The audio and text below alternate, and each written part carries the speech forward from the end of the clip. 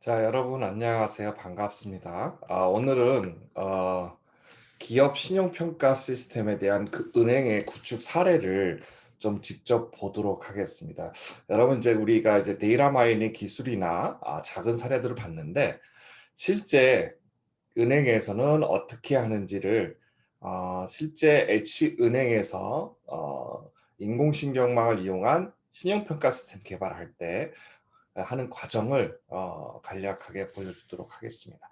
또 이제 이 본 자료는 기업에서 만든 자료니까 여러분들이 좀 이 자료를 공개를 안 하고 수업에만 활용하는 점을 이해하기 바랍니다. 어,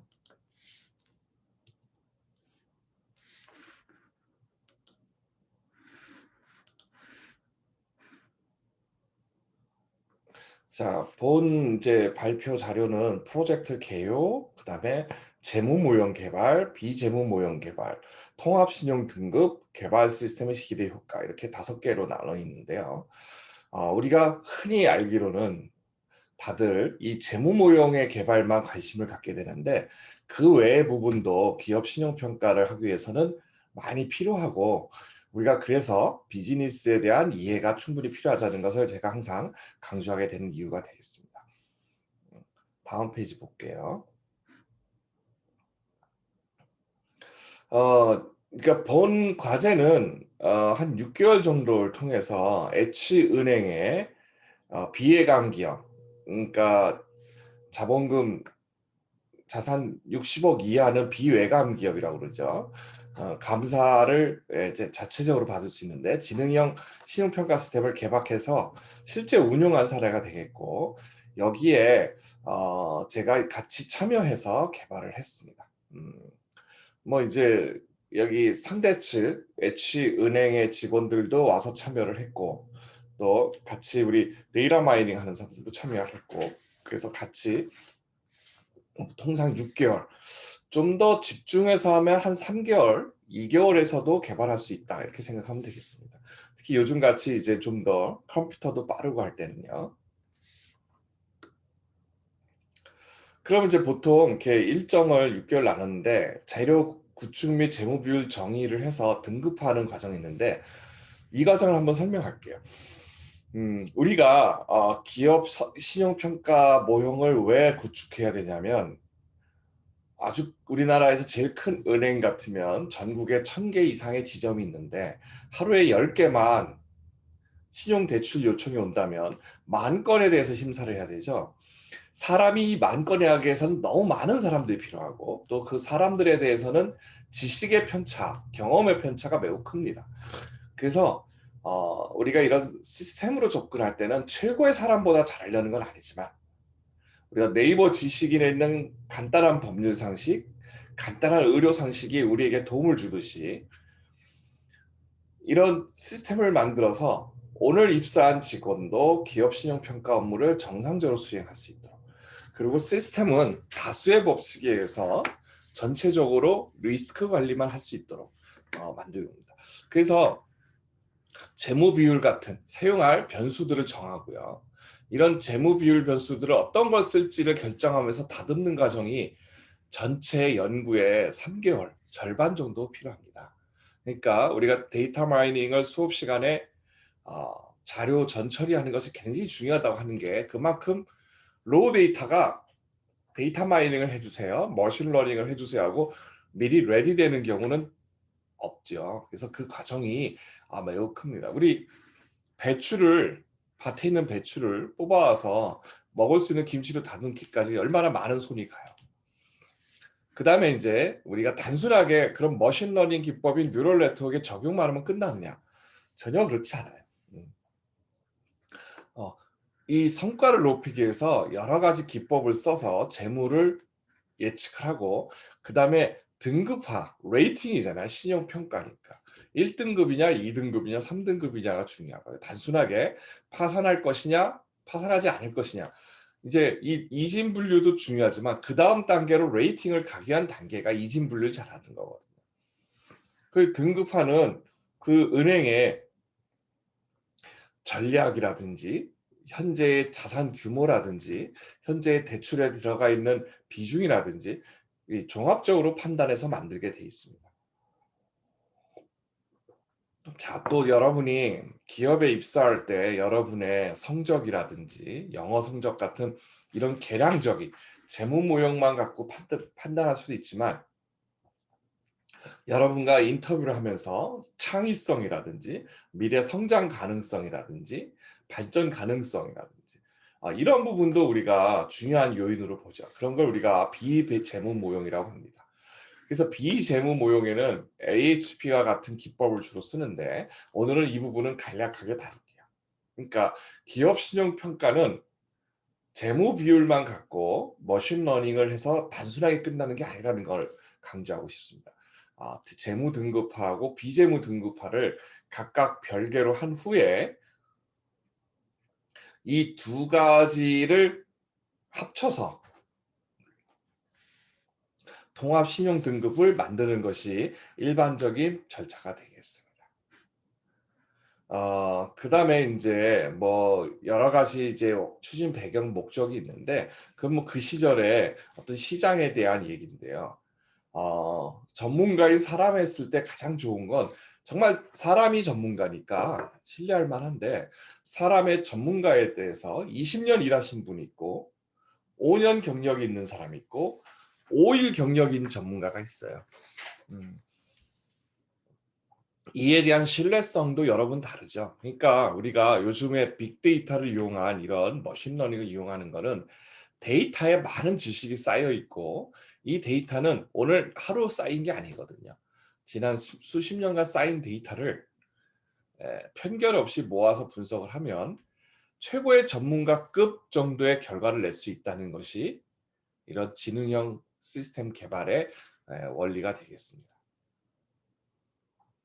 자, 다음으로는 재무 정보하고 비재무 정보를 이용해서 재무 모형을 만들고, 비재무 모형에는 AHP, 재무 모형에는 우리가 수업 시간에 배우는 로직, 그다음에 인공신경막, 이 두 개를 이용해서 모형을 만들고요.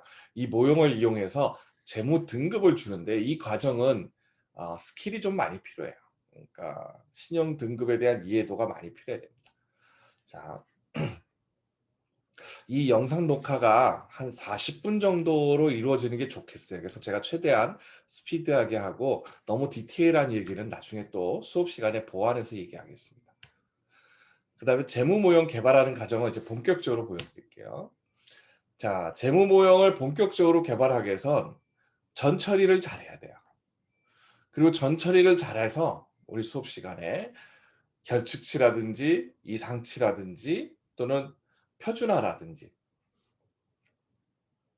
이런 결측치 처리를 잘한 다음에 통계 분석 방법인 로짓이나 이런 방법을 이용해서 스테어와이즈 같은 걸로 어떤 변수 선정 기법을 사용해야 됩니다. 자, 어떤 변수를 넣는가에 따라서 효과가 다르거든요. 김치에 어떤 재료를 넣는가에 따라서 맛이 다르듯이 이거 굉장히 중요한 문제인데, 명확한 답이 없어요, 데이터 마이닝. 근데 비슷한 건 있죠. 우리가 김치 만드는데 거기에다가 뭐 빵을 넣거나 엉뚱한 걸 넣지는 않잖아요. 근데 김치도 종류가 많잖아요. 파를 넣어도 되고 배추를 넣어도 되고 무를 넣어도 되고. 그러니까 어느 정도의 가이드라인은 있지만 명확한 답은 없어요. 그다음에 항상 전문가에는 사람부터 출발해요. 우리가 인간이 어떤 직무를 하면서 경험과 지식이 쌓여서 전문가가 되는데, 이 과정이 오래 걸리니까 데이터를 통해서 머신러닝을 학습시키면 빠르게 학습하겠다는 게 요즘의 그 얘기입니다. 그래서 이제 전문가 의견을 뽑기도 하고, 또 유전자 알고리즘과 같은 인공지능 기법에 의해서 변수 선정을 합니다. 여러분, 인공지능 기법은 그 항상 전문가를 흉내냈기 때문에 좋은 성과지만, 적용한다고 무조건 좋은 방법은 아니에요. 그 다음에 최적의 변수군 선정을 통해서 인공신경망 모형을 만듭니다. 그러면 로지스틱 리그레이션, 로직과 인공신경망을 경쟁을 해서 하는데, 항상 경쟁만 하는 것이 능사가 아니라는 겁니다. 우리가 시험을 보면 항상 1등하는 친구와 2등하는 친구가 경쟁하고 있는데, 둘이 같이 협업을 하면 더 잘할 수 있지 않을까 하는 것이 이번 발표에서 만들어진 통합 모형이 되겠어요. 그래서 둘이 통합해서 시너지를 일으켜서 더 잘하게끔 해서 재무 평점을 도출하고 평점 구간별 부신율을 구정해서 재무 등급을 부여. 여러분 머신러닝 하면 신경망만 바로 이렇게 적용하는 걸로 생각하는데 여기 보면 재무를 어떻게 돼요? 여기 보면 재무 평점 도출하고 있죠. 그리고 부실률 추정하고 있죠. 이런 부분들이 새롭게 제시되는 부분입니다.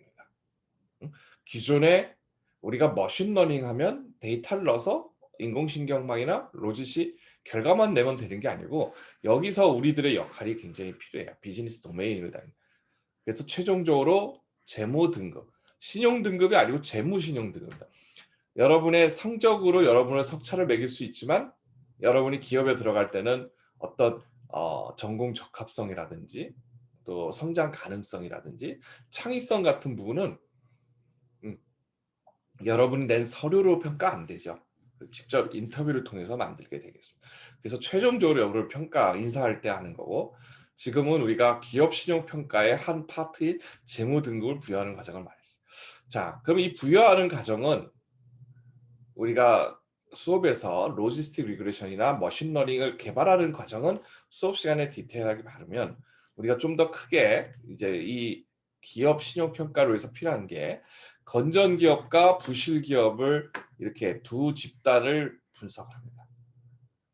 그리고 둘 다 같은 수로 정의했어요.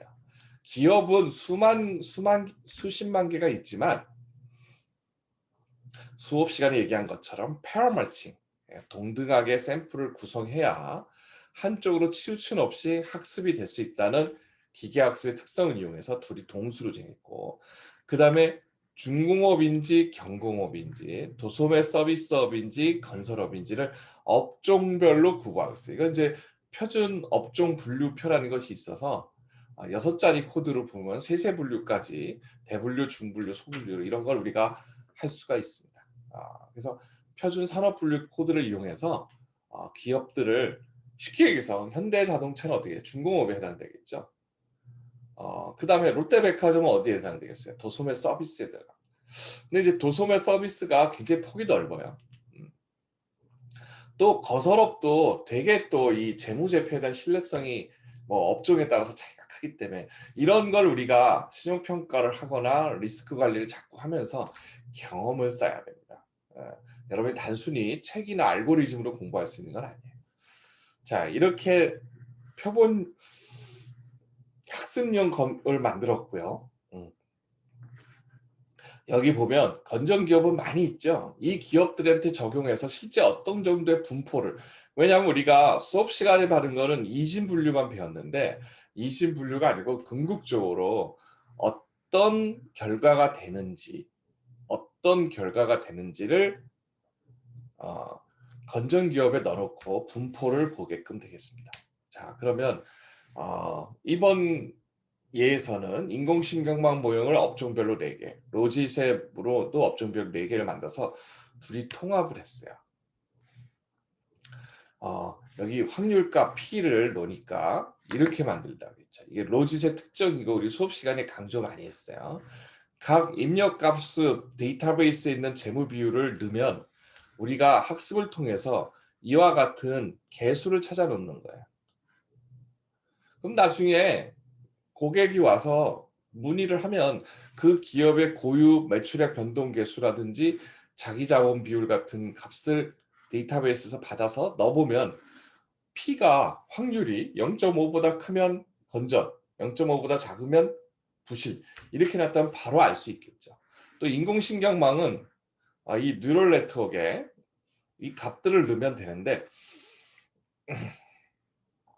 뉴럴 네트워크도 일종의 이러한 그 웨이트들의 썸의 합이에요. 웨이티드 썸 합이에요. 그래서 그렇게 똑같이 미리 만들어진 모델에 넣고 계산하면 된다. 그래서 이 두 가지 모형이 있는데 이 두 가지 모형을 우리가 혼자 각각 넣거나 잘하는 거 하나만 쓰지 말고 통합해 보자. 그래서 통합 재무 모형을 만들어 보자. 이게 통합하는 모형이 되겠습니다.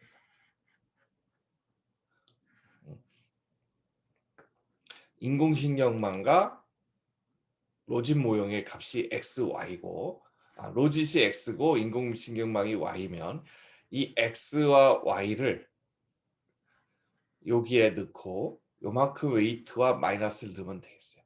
요거는 일종의 하이브리드와 같은 모델인데 좀 고급 기법에 해당이 됩니다. 그러니까 모형을 머신러닝을 하나만 쓰는 게 아니다. 이렇게 보면 되겠어요. 그래서 지금 이 그래프를 보여주는 것처럼 12개 등급인데 로직 스코어가 1등급이라고 했고 그 다음에 뉴럴 네트워크도 1등급이라고 하는 요 구간.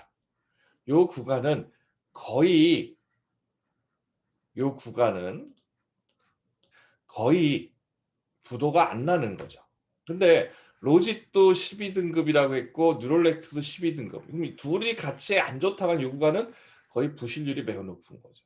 그래서 요거가 사실은 대모형이나 직선인데 어떨 때 보면 이게 곡선이 이렇게 됩니다. 두 곡선들도 이어지고요. 그래서 1등급에서부터 12등급을 이렇게 구간화하는 겁니다. 그리고 이거를 이제 뱅크럽시 프로버리티 맵이라고 하는데 부도 확률 지도라고 하는데요. BPM을 만드는 거는 상당한 스킬과 노하우가 필요해요.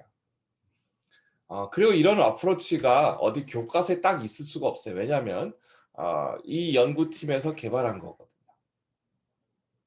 그래서 이제 어떤 노하우를 경쟁 기업에 막 알려줄 필요가 없으니까 그런 내용은 사실은 우리가 교과서에 싫지 않죠.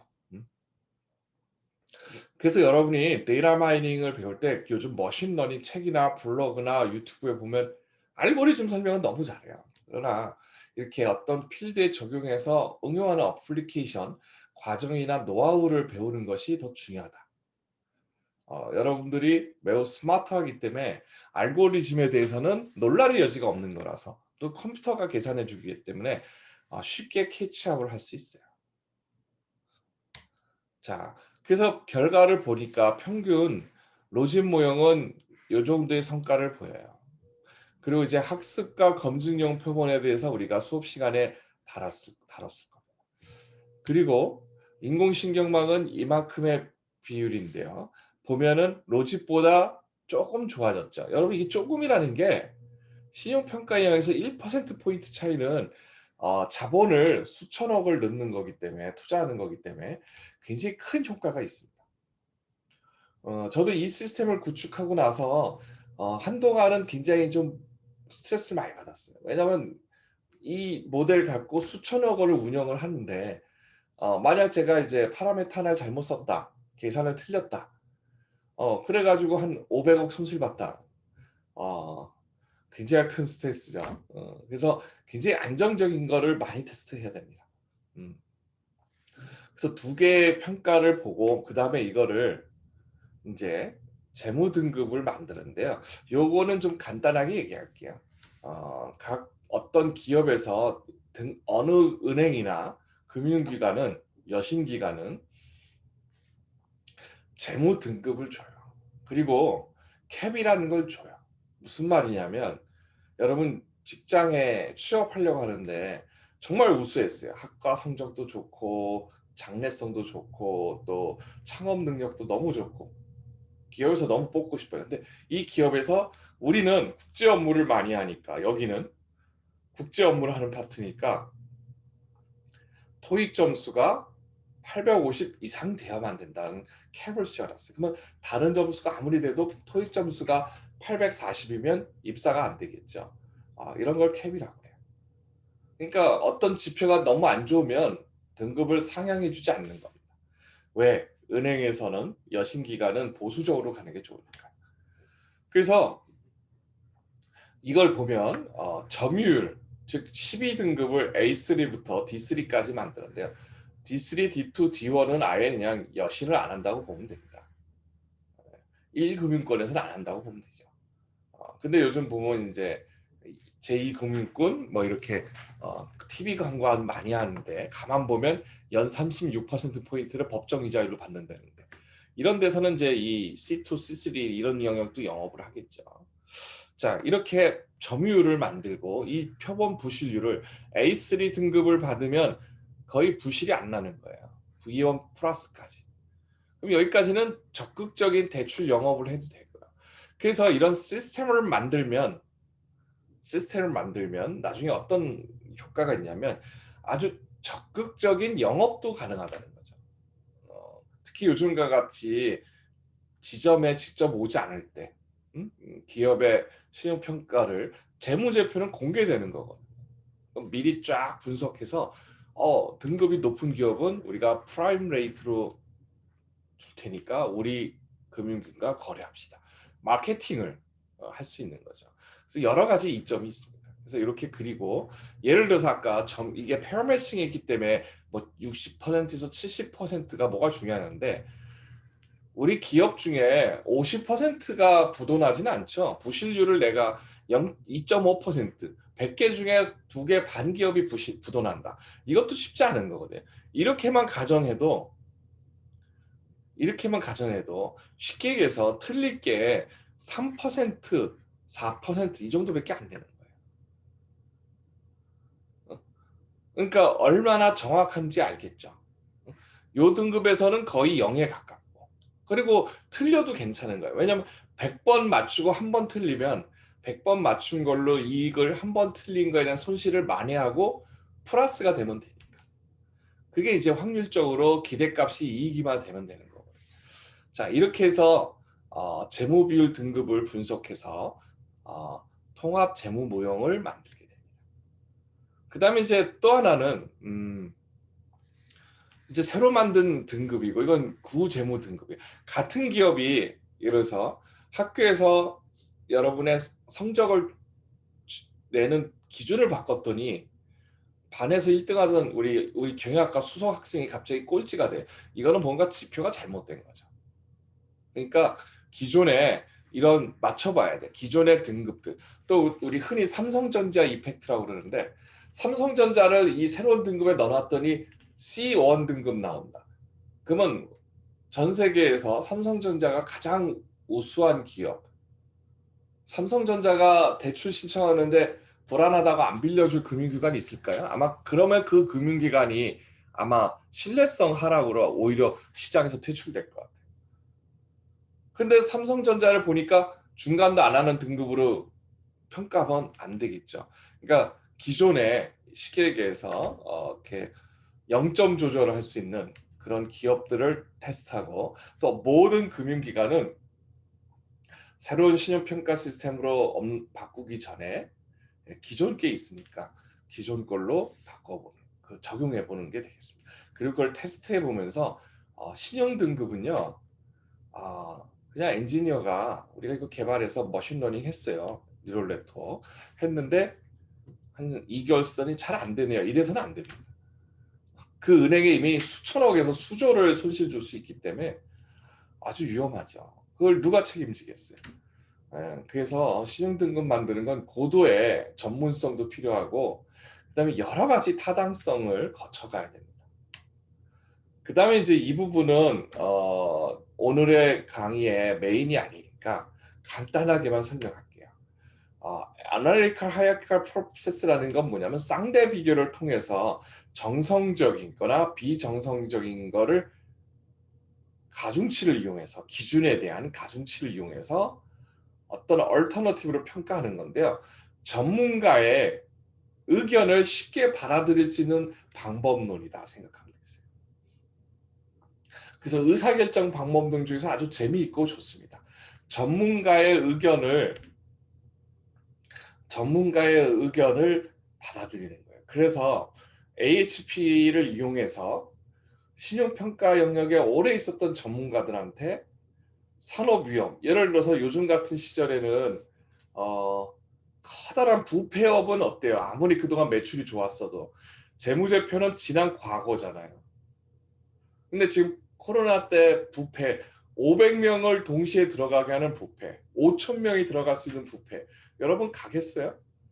오히려 안 좋죠. 근데 오히려 요즘 배달업 더 많이 쓰일 거예요. 그러니까 산업위험, 경영위험, 생산위험 이런 다른 부분들, 미래 전망, 전기자동차 회사, 그 다음에 휘발유 자동차 회사, 미래 전망. 아무리 봐도 지금의 가치는 낮지만 어때요? 전기자동차. 미래 가치가 크겠죠. 드론, 현대자동차에서 과감하게 드론 택시를 만들겠다는 거잖아요. 그러면 이런 미래 산업이 더 유망할 걸로 보는 거죠. 음. 아무리 계량적인 게 완벽해도요, 지나간 과거에 있는 데이터만 갖고 미래를 100% 설명할 수는 없어요.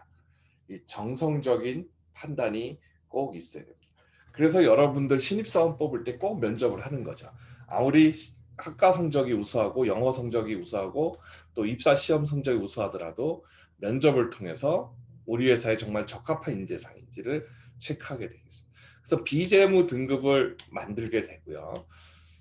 이거는 이제 AHP를 만들 수 있는 엑스퍼트 초이스라는 툴인데 한 500만 원, 1,500만 원 정도 했던 것 같아요. 사용자 그 범위에 따라서. 근데 요즘은 여러분이 R이라는 코딩을 하거나 하면 그냥 아주 쉽게 쓸 수 있습니다. 그래서 R로 하는 HP 분석을 그냥 하면 좋을 것 같아요. 만약에 관심이 있다면 이런 모델을 R로 만들면 좋겠습니다. 나중에 뭐 기회가 되면 R로 분석하는 HP 모델, 또 파이썬으로 분석하는 HP 모델 분석 이런 것도 강좌를 만들어도 괜찮을 것 같네요. 자, 그래서 이런 업종별로 아까 만드는 것이 좋고 이 제조업은 굉장히 동질성이 높아요. 특히 중고업은 그렇습니다. 근데 이제 서비스업이나 도소매업은 굉장히 편차가 커요. 그래서 이렇게 좀 더 세분화시키는 것이 부동산업과 음식업, 숙박업은 또 다르죠. 그러니까 이렇게 좀 나눠 놓는 것이 좋다는 거. 그래서 이렇게 나눠서 재무 등급, 비재무 등급을 새롭게 개발합니다. 그래서 이 비재무 등급을 신구를 또 한번 비교해 보죠. 아까 뭐라고 했어요? 과거와 현재가 얼마큼 바뀌는지를 보는 거예요. 그 다음에 이제 중요한 거는 재무 등급 계산한 거 있잖아요. 여기 재무 등급. 그 다음에 비재무 등급 계산한 거 있죠. 이 두 개를 갖고 하는데 재무 등급은 D1 등급이에요. 예를 들어서 그러면 비재무가 A3가 나와도 1등이 나와도 등급을 상향시켜 주지 않는 거죠. 이런 노하우는 정말 이제 이 개발 연구 책임자 정도 되는 사람이 깊이 들여다보고 또 사실은 많은 금융기관의 사례, 구축 경험을 통해서 나온다고 보고 있어요. 그 자체도 데이터 마이닝을 통해서 머신러닝에서 만들려면 만들 수 있을 것 같은데 여러분 우리가 머신러닝 이 빅데이터 분석이 아무 좋다고 해도 우리의 지도자 대통령을 컴퓨터로 뽑거나 그죠? 대통령께서 어떤 경제 정책을 외교 정책을 이런 빅데이터로만 의존하는 걸 원하지는 않죠. 어떤 지도자의 경험과 정치 철학, 경제 철학, 또 지식, 또 스태프들의 도움을 받아서 적절한 판단, 사실 이게 경영에서 가장 필요한 거거든요. 그런데 이제 데이터가 많이 있는 부분은 데이터에서 학습해서 우리가 놓치던 어떤 지식을 뽑아내서 활용하자는 지금 보면 뉴럴 네트워크를 학습하는 건 아주 세부적인 부분이죠. 여러분이 그냥 머신러닝을 그냥 쉽게 넣어서 쭉 뽑는다고 생각하면 안 돼요. 그래서 여기는 일종의 예입니다. 뭐 이제 우리가 사용했던 거기 때문에 기업에서 실제 이렇게 하기도 했지만 이와 같이 새롭게 등급을 만드는 거죠. 예. 그래서 이렇게 신재무 등급과 구재무 등급을 이렇게 비교를 해보면서 우리가 튜닝이라고 하죠. 마지막으로 우리가 했던 것이 적절한지를 분석해 봐야 됩니다. 그 다음에 비교 분석을 이렇게 할 수 있겠습니다. 여기도 지능형 신용평가 시스템을 이 모델은 지난 20년 동안 모든 금융기관이 쓰고 있고 요즘 이제 인터넷 뱅크들이 활발해졌잖아요. 1990년에 SFMB라는 순수 인터넷 뱅크가 있었는데 몇 년 못 가고 합병됐어요. 로열 뱅크 오브 캐나다에. 그 이유는 뭐냐면 뱅킹업에 대한 이해가 없이 정보 기술만 갖고 접근했기 때문에 또 사회가 아직 그게 성숙이 안 됐죠. 뭐 인터넷 뱅킹 같은 거 하는 것도 아직 저항이 많아서 못 믿어서 지점에 가는 사람들한테 순수 사이버 은행을 제시했으니까요. 근데 지금 여러분들도 그렇고 여러분이 모바일 뱅킹이나 아니면 스마트 뱅킹을 할 때 이게 내 돈이 통신선으로 날아가다가 계좌 이체 등기 없어질 거라고 생각해요? 또 우리가 500억, 100억, 30억 이런 돈을 스마트 뱅킹 하지는 않죠. 그러니까 음, 여러분들 같이 활발하게 경제 활동을 하고 여러분 직장을 가도 우리 직장인이 월 급여를 받은 것이 우리한테는 개인적으로 크지만 사회적으로 너무 큰 돈이라 꼭 지점 가서 처리한다는 생각 안 들죠. 이러한 사회 여건이 있기 때문에 지금 카카오뱅크라든지 K뱅크 같은 또 외국의 랜딩 클럽 같이 대출만 전문으로 하는 크라우드 펀딩 같은 이런 시스템 기반의 회사들이 성장하게 되는 겁니다. 그런 시스템 기반의 기업들은 지점이 일단 없어요. 지점이 없기 때문에 비용이 대폭 절감되고 대신에 우리가 사용하려는 시스템이 편리해야 되고 빨라야 되고 정확해야 되고 내가 신용도가 굉장히 좋고 지점에 가서 대면을 보고 서로 얘기하면서 충분히 잘 됐는데 안 만나고 하다 보니까 나를 신용 등급을 낮게 평가한다든지 나의 니즈를 못 찾아낸다. 그래서 요즘 보면 보이스봇이라든지 채팅봇이라든지 이런 로봇들이 사람을 대상하고 있고 신용 등급 이런 진행 신용 평가 시스템을 같이 맞물려서 사람 없이 인터넷 뱅크들이 활발하게 활동할 수 있는 여건이 되는 겁니다. 그래서 앞으로 이 분야는 무궁무진하게 발달할 것 같아요. 왜냐하면 이제 전문은행들이 인터넷 전문은행들이 할 일이 더 많거든요. 그리고 지금 내가 신용평가만 보여줬지만 보험업이라든지 또 그 외에도 다른 여러 분야에도 이런 머신러닝을 이용해서 지능형 어떤 경영 시스템을 만드는데 활용할 수가 있습니다.